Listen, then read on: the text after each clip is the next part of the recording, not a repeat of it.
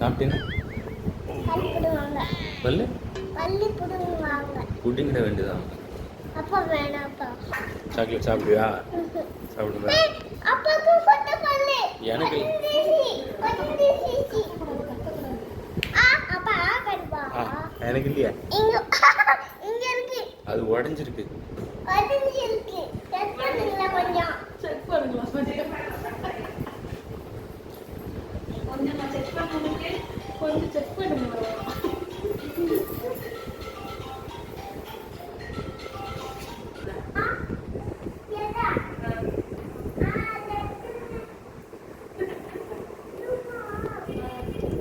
A few moments later. இப்போதானே சொன்னேன் நான் சாக்லேட் சாப்பிடக்கூடாது.